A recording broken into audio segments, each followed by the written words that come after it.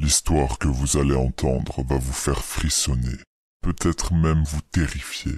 Alors mettez-vous dans l'ambiance, éteignez les lumières et plongez dans le cauchemar. Je ne sais toujours pas quoi penser de ce qu'il m'est arrivé la nuit dernière.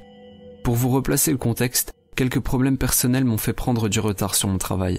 Alors ce soir-là, j'avais décidé de rester tard au bureau. Mon lieu de travail s'est lentement vidé jusqu'à ce que je me retrouve seul dans ce grand bâtiment. J'ai réussi à boucler plusieurs dossiers en peu de temps.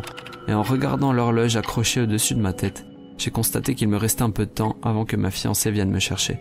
Le quartier étant mal fréquenté et n'ayant rien à faire dehors, je n'ai pas eu d'autre choix que de patienter ici. Peureux de nature, je n'étais pas enchanté à l'idée de rester seul dans un endroit tout sauf rassurant la nuit. Mais je suis descendu rejoindre ma grande amie, la machine à café du premier étage. Au moment où j'allais entrer dans l'ascenseur, j'ai entendu un gros boum, comme si quelque chose était tombé.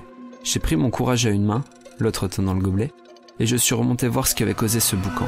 Un rire nerveux m'a échappé quand j'ai compris ce qu'était la source de mon inquiétude.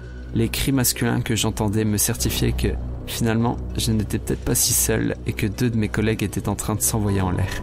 J'ai fermé la porte qu'ils avaient laissée entrouverte en détournant le regard. Ils n'ont pas eu l'air de remarquer quoi que ce soit car les bruits me confirmaient qu'ils étaient encore en pleine action. Je me suis alors rappelé que cette porte était très dure à ouvrir de l'intérieur et qu'ils allaient avoir du mal à sortir une fois leurs ébats terminés. Ils finiraient bien par y arriver et ça leur apprendra à faire ça ici.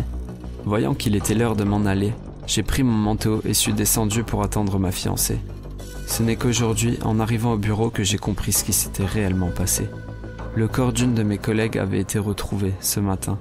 D'après les policiers et les médecins sur place, elle aurait été frappée violemment à la tête et violée. Ils l'ont retrouvée bâillonnée et nue. Ils pensent qu'elle a tenté de s'enfuir car la porte est marquée de griffures et est abîmée, comme si quelqu'un avait donné des coups dedans. Ils m'ont posé quelques questions auxquelles j'ai répondu entre 2 sanglots, en omettant de mentionner ma présence la veille. Je leur ai dit que j'étais vraiment désolé pour ce qui lui était arrivé.